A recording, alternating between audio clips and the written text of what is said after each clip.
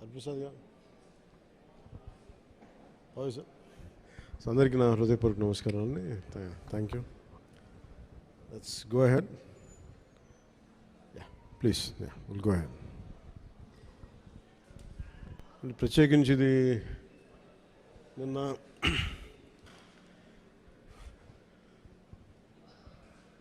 Post Janasena party నడుపుతున్నప్పుడు start చేసిన సినిమాలు ఇవన్నీ. వాటి నేపథ్యంలో ఎలక్షన్స్ అయిన తర్వాత పదవి బాధ్యతలు తీసుకున్న తర్వాత గవర్నమెంట్లో భాగస్వామ్యం తీసుకున్న తర్వాత చాలా కొంచెం ప్రత్యేక పరిస్థితుల్లో సినిమా చేయడం జరిగింది. సో ఈ సమావేశానికి వచ్చేసిన మీ అందరికీ పేరు పేరున నా హృదయపూర్వక ధన్యవాదాలు. సో మీరు అడగదలుచుకుంది ఏంటంటే మన ప్రింట్ మీడియా నుంచి కాబట్టి మీరు మాట్లాడండి సార్. Please ask. మీరు మాట్లాడతారా? సనాతన ధర్మానికి సినిమాకి సంబంధం ఉంది కదా సార్. మీరు ఎప్పటి నుంచో ఈ మధ్య సనాతన ధర్మాన్ని అంటే ఇదేంటంటే మెయిన్గా ఇందాక అందరికీ ఇంటర్వ్యూస్లో అదే చెప్తున్నాను. ఇది ఆంధ్రప్రదేశ్కి చాలా కీలకమైనది అది ఈ పర్టికులర్ సినిమా. ఎందుకంటే కోహినూర్ డైమండ్ ప్రపంచవ్యాప్తంగా ప్రసిద్ధి. దాని చుట్టూ దాని రక్త చరిత్ర కూడా తెలుసు. అది అలాంటి కోహినూర్ డైమండ్ మన విజయవాడ కృష్ణానది తీరం దగ్గర మనకున్న కొల్లూరు ఒకప్పుడు వజ్రాల గనులు ఉండే అక్కడ దొరికిన వజ్రం. అలాగే మన మచిలీపట్నం విపరీతమైన అంతర్జాతీయ స్థాయిలో ఎక్స్పోర్ట్ ఇంపోర్ట్కి లావాదేవీలకి చాలా నిలయం అది. సో అలాంటి చోట జరిగే కదా ఇక్కడ జరిగిన ఈ కోహినూర్ వజ్రం వెళ్ళి ఫైనల్గా కులీ కుతుబ్ షా నుంచి మొఘల్ ఎంపరర్ దాకా వెళ్ళి మొఘల్స్ పాలనలో దట్టు ప్రత్యేకించి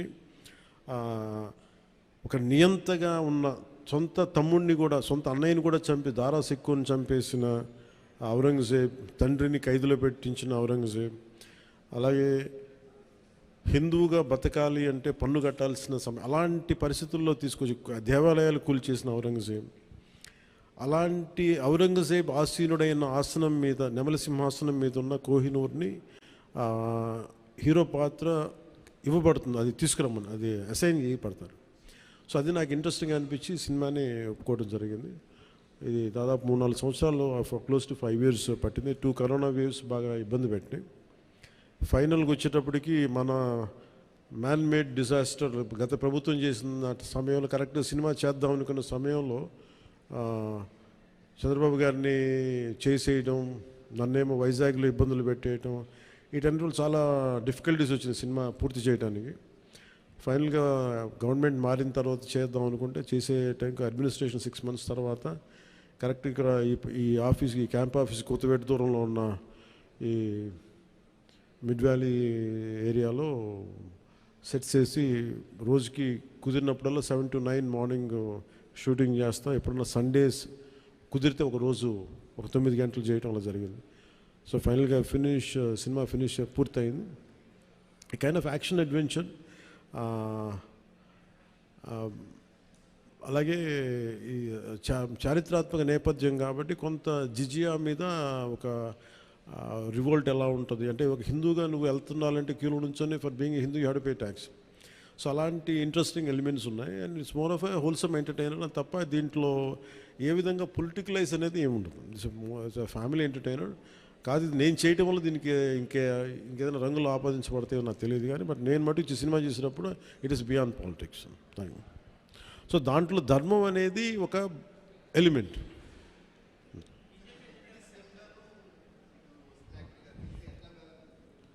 సార్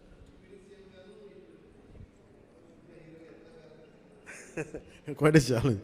ఇందాక కూడా ఎవరు ఇంటర్వ్యూలో అడుగుతూ ఉన్నారు, మీరు మేడం మీరేనా అడుగుతా అంటే సినిమాల్లోనూ ఒకటే చాయిస్ ఉంటుంది, either films or politics at this stage అంటే I said I opted for politics. I opted for అంటే నాట్ సినిమా పాలిటిక్స్.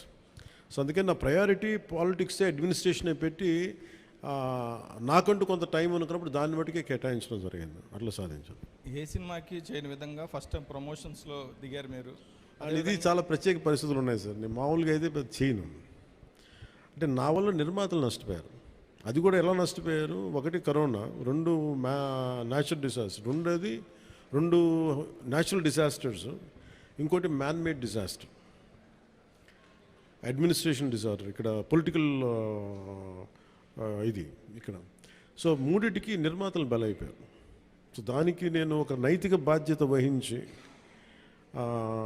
లేట్ అయిపోయిన సినిమాని ప్రమోట్ చేయాల్సిన బాధ్యత నా మీద ఉంది. అంతేగాని ఎందుకంటే నాకు రెమ్యునేషన్ కూడా దీనికి అదే ఇంకా రేపు పొద్దున హిట్ అయితే నాకు తెలియదు, కానీ సో అలాంటి పరిస్థితుల్లో రిలీజ్ చేశాను. ఎందుకంటే ముందు సినిమా ఆడాలి, సినిమా రిలీజ్ అవ్వాలి, నిర్మాత బయటపడాలి అన్న సదుద్దేశం. అది కూడా ఏంటంటే నేను పాలిటిక్స్లో ఉండటం, గత ప్రభుత్వం చేసిన మ్యాన్ మేడ్ డిజాస్టర్స్ వీటన్నిటి వల్ల నలిగిపోయిన దానికి నేను పాలిటిక్స్లో ఉన్నాను కాబట్టి బలైపోయారు కదా, ఇబ్బందులు పడ్డారు నిర్మాతలు. అందుకని వాళ్ళందరి తరపున నేను ఈ కనీసం ఈ ప్రమోషన్ చేయడం అనేది చాలా ఎసెన్షియల్ డ్యూటీ అనిపించింది నాకు. అంతమించి మామూలుగా అంత అవసరం ఉండేది కాదేమో. సార్ ఆ సినిమా తీసేటప్పుడు కొంత ఇబ్బందులు కూడా పడ్డట్టున్నారు మీరు. ఏంటి సార్? ఆ సినిమా తీసేటప్పుడు కొంత ఇబ్బందులు కూడా పడ్డట్టున్నారు, సమ్మర్లో కానీ నైట్ టైంలో షూటింగ్ చేయటం కానీ. అంటే ఎలా అంటే నేను అంటే ఇక్కడికి వెళ్ళి వైజాగ్లో అరెస్ట్ అయ్యి మళ్ళీ వచ్చి 4 రోజుల తర్వాత మళ్ళీ ఇలా చేశాను. అంటే అరెస్ట్ అంటే చూశారు కదా ఎలా పెట్టారు. అట్లాంటి పరిస్థితుల్లో మండుటెన్లో కానీ అంటే okay, that's a part and parcel, there is no complaint about it. నాకేమనిపించిందంటే ఈ ఇబ్బందులు పడటం ఒకటిను, పార్టీని నడుపుతా ఏమాత్రం హోప్లెస్ పొలిటికల్ సిచ్యువేషన్లో ఉండి సినిమాలు చేస్తా 10 రూపాయలకి 15 రూపాయలకి టికెట్లు ఏదైనా రిలీజ్ అయితే ఇబ్బందులు పెడతా, నాకు వీటన్నిటికీ దాటి అధిగమించి ఇక్కడ దాకా రావడం చాలా పెద్ద విజయం అనిపించింది. సో టఫ్ సిచ్యువేషన్ ఇక్కడ దాకా వచ్చి I'm grateful for the producers.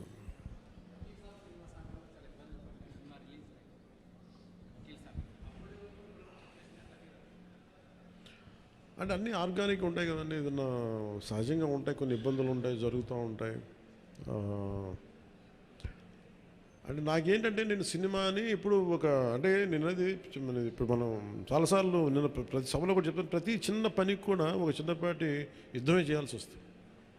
అంటే ఏది కూడా ఒక బస్సు ఎక్కాలంటే ప్రతి సగటు మనిషి చిన్నపాటి యుద్ధం చేసే వెళ్ళాలి, ట్రైన్లో వెళ్ళాలంటే చిన్నపాటి యుద్ధం చేసి సీట్ సంపాదించాలి. అలాగా ఒక సినిమా చేయాలన్నా ఏం చేయాలన్నా ఒక సంఘర్షణ లేకుండా ఏముండదు. అందుకని సంఘర్షణ జీవనంలో భాగం అయిపోయింది తప్ప నేను పర్సనల్గా నేను ఇవన్నీ సహజం అనుకుంటాను. అంతకుమించి will move on, but how well we can stand out, ఎలా నిలబడగలం దాని మీద ఉంటుంది ఆలోచన.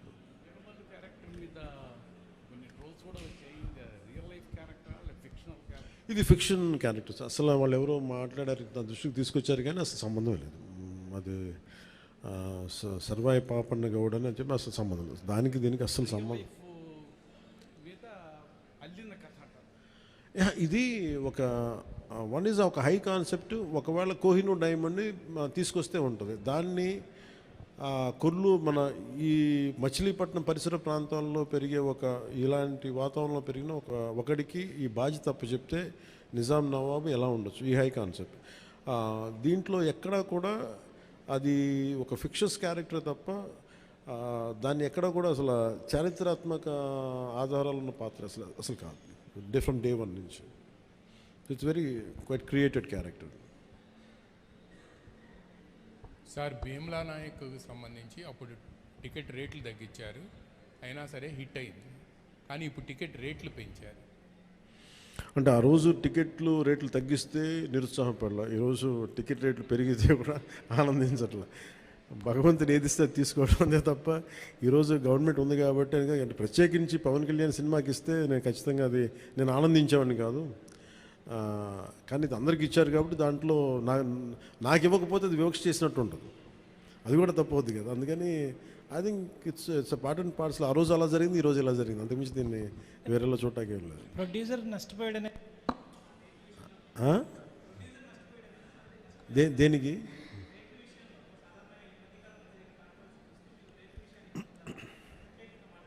మళ్ళీ వినిపించట్లా? రేట్ల విషయంలో సినిమా టికెట్స్ రేట్ల విషయంలో ఖచ్చితంగా నేను నష్టపోయాను, నిర్మాతలు నష్టపోయారు. ఒక 5 రూపాయలు రావాల్సిన చోట రూపాయి వస్తే దట్స్ ఓకే అనుకున్నాం. భగవంతుడు ఈరోజు మనకి ఇచ్చిన రూపాయితో తృప్తి పడదాం, ఖచ్చితంగా నష్టపోయాం, బట్ దట్స్ ఓకే. ఎందుకంటే వాళ్ళు వచ్చిన సంస్కృతి ఎలాంటిది, ప్రత్యర్థి కోపం ఉంటే చీని చెట్లు నరిగేయటం, బత్తాయి చెట్లు నరిగేయటం ఆలోచన విధానం. అలాంటి వాళ్ళకి ఆర్థిక మూలాల మీద కొట్టడం సహజం కాబట్టి, అది మనం యుద్ధంలో దిగాం కాబట్టి, మనం పొలిటిక్స్లో ఉన్నాం కాబట్టి part and parcel will take it forward. దాన్ని వెనకడిగే తీసలేదు, దాన్ని part and parcel we have to accept it.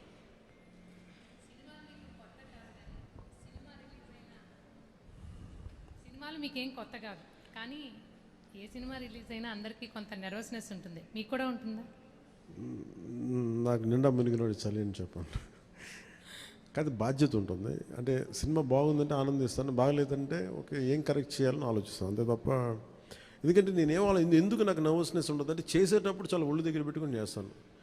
నేను సినిమా బాగలేదని కూడా ముందే చెప్తుంటారు, బాగలేదు ఇబ్బందులు ఉన్నాయి చూసుకోండి. అందువల్ల నాకు ఏంటంటే నాకు గిల్ట్ ఉండదు బేసిక్గా.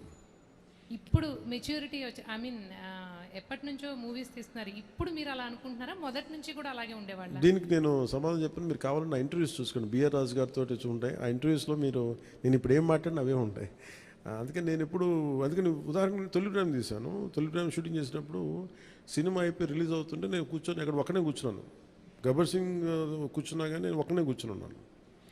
నా పక్కన పార్టీస్ ఏమి ఉండవు. జస్ట్ ఒకసారి నా జీవితంలో నన్ను పార్టీకి పిలిచింది భీమ్లా నాయక్. ప్రత్యేకంగా నన్ను పిలిచారు. ఎందుకంటే ఇంత 10-15 రూపాయలు టికెట్ అప్పుడు కూడా ఇంత డబ్బు చేసింది ఈ సినిమా అని అనుకొని, దాని ఒక్కదాన్ని ఫస్ట్ టైము నా జీవితం అదే మొదటిసారి వెళ్ళటం. మళ్ళీ దీని తర్వాత వెళ్తాను కూడా నాకు డౌట్. అవును, ఇంతకీ మీ ఎమ్మెల్యేలతో మూవీ చూసే ఆలోచన ఏమైనా ఉందా? మీ ఎమ్మెల్యేలతో మూవీ చూసే ఆలోచన, ప్రపోజల్స్ ఏమైనా ఉన్నాయా? నేను ఎప్పుడు అట్లా ఆలోచించలేదండి. అసలు మీరు చెప్తే ఇప్పుడు ఐడియా వచ్చింది, బాగానే ఉందనిపిస్తుంది. ఎందుకంటే అసెంబ్లీలో సగం మంది మీ ఫ్యాన్సే కదా. మేబీ మా ఎమ్మెల్యేస్ అందరికీ, మా కూటమి ఎమ్మెల్యేస్ అందరికీ ఖచ్చితంగా దీన్ని ప్రత్యేకమైన షో అయితే వేస్తే వాళ్ళు కోరుకుంటే ఖచ్చితంగా, అంటే నేను ప్రమోట్ చేసుకునే ఇబ్బందిగా ఉంటుంది కానీ ఖచ్చితంగా వాళ్ళందరూ అడిగితే మన హరిప్రసాద్ కానీ ఖచ్చితంగా I think will organise an exclusive screening for them. అందరికీ మనసులో ఉంది కానీ బయటకు అడగలేకపోతున్నారు. సో మీ ద్వారా వచ్చింది కాబట్టి ఖచ్చితంగా నేను అడ్రస్ చేస్తాను. Thank you.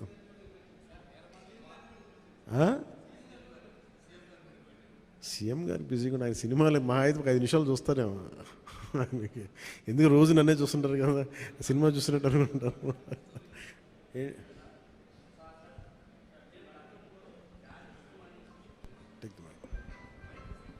హలో, జానీ సినిమాని గతంలో మీరు డైరెక్ట్ చేసి ఆ టైంలో కొంత ఫ్లాప్ అనే ఇబ్బందికరమైనటువంటి వాతావరణాన్ని కలిగించుకున్నారు.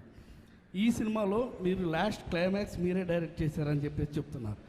దానికి అప్పటికి ఇప్పటికీ ఏంటి, ఎలాంటి చేంజ్ మీరు గమనించారు? అలాగే అంటే నేను జానీ నిన్న కూడా చెప్పాను. అంటే నాకు ఏమనిపించిందంటే, ఒక సినిమా తీసేటప్పుడు చాలా నలుగుతామండి.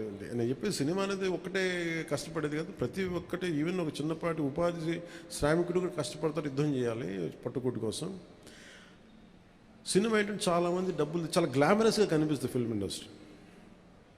దానికి నేను ఒక చిరంజీవి గారు లాంటి అన్నయ్య ఉండి, నేను సక్సెస్ఫుల్ అయిన యాక్టర్గా ఉండి, ఖుషి తర్వాత వరుసగా విజయాల తర్వాత కూడా ఒక జానీ అనే సినిమాని నేను డైరెక్ట్ చేసేది ఆడకపోయిన వెంటనే ఒక 5 రోజులు 10 రోజులు నెల రోజుల తర్వాత ఫస్ట్ షో పడింది. ఇది బాగలేదు అనగానే వెంటనే మొత్తం ఫైనాన్షియర్స్, డిస్ట్రిబ్యూటర్స్ అందరూ నా ఇంటి మీదకి వచ్చేసారు. మాకు డబ్బులు రావట్లేదు, ఇప్పుడు ఏం చేస్తాం?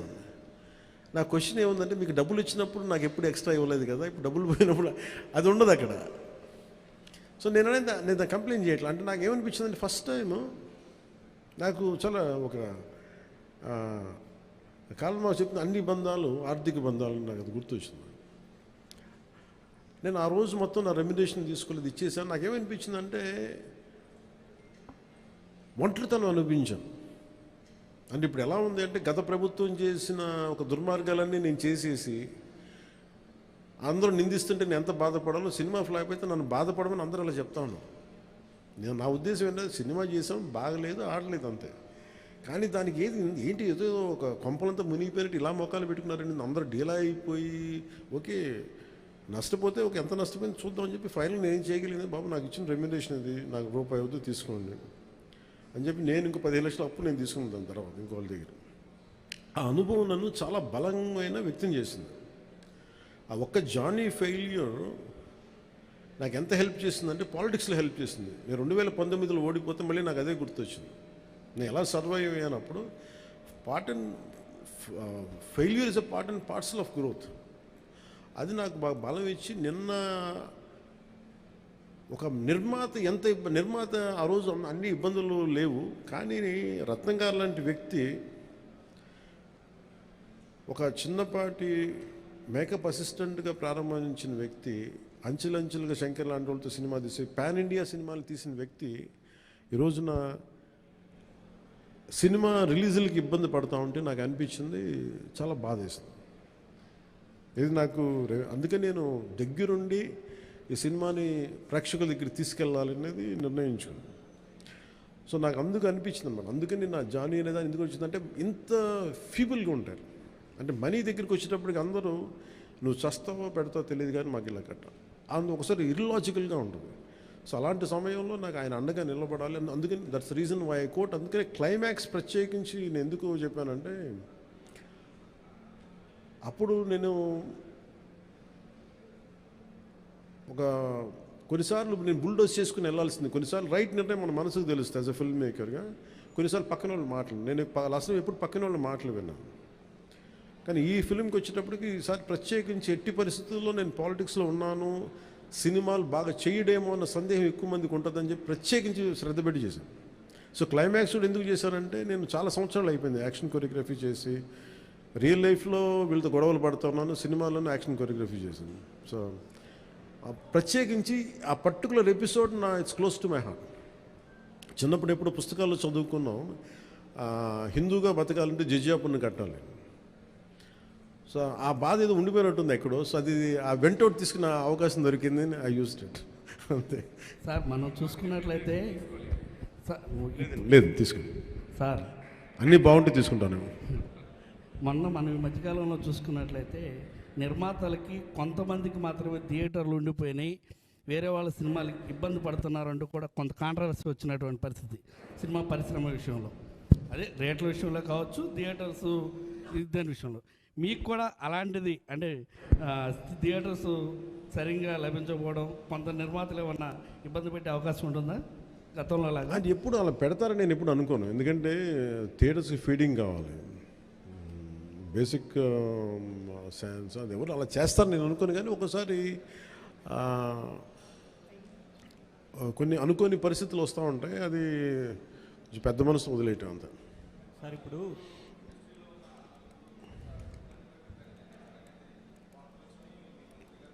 నేను ఎప్పుడు అనలేదు ఆ మాట. నేను అన్నారా, రాశారా? Okay, welcome. So thank you sir. Ma'am, this movie is going to be?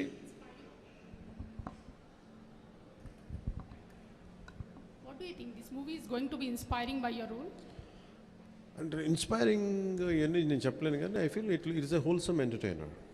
Once you get into screen, it will entertain you, it will hold on to you, and it will by the time you come out of theatre, you'll feel good about the film. That's what I felt. Maybe I hope the experience will be the same to everybody. Yes, sir? Part 2, 20% shooting chesaam. We had done 20 to 30%.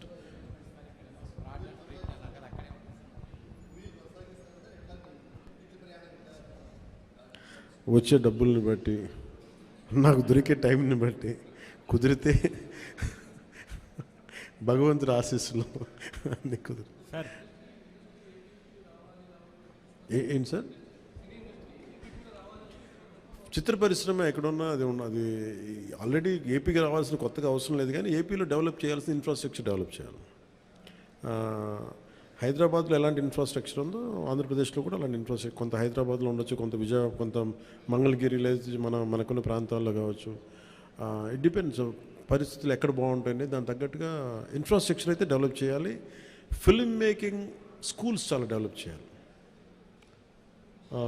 Ready?